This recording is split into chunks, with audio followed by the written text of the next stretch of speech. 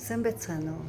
YouTube-ээр англи, испани хэл зааж байгаа тогтох баярын би саяхан нэг жилийн төвшин ахиулах анхны ангитай болсон явдлаас би хуваалцмаар байна. Энэ болохоор бид нар яг одоо бол эд дундаа ороод сургалт маань тэгээд уйлрал цаг агарын тухай үзэж байгаа юм.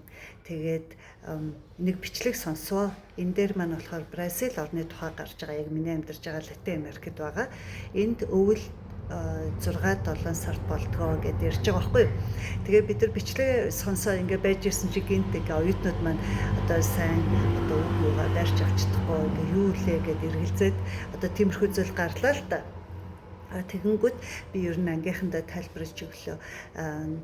Одоо Латин Америкт Австрали тивд бол Монголынхоос ер нь яг эсэргээрээ байдаг ойлгочвол ер нь шууд тогтооход илүү амар. Одоо бид нэр хэл үзэхдээ ганцхан хэлийг нь үзэх биш, цаг агаар үзэн, ялгаа үзэн, соёлыг нь сурна гэд олон юм ордог шүү дээ. Тэгээд одоо Монголд бол хүйтэн болж явахад энд бол яг эсэргээрээ халуун болж идэг жишээ нь. Тэгэхээр иймэрхүү ялгаа байдгаа гэдгийг оюутнуудтай хэллээ. Тэгэхээр англи хэл сурмаар сонирхож байгаа хүмүүсээ холбогдоорой.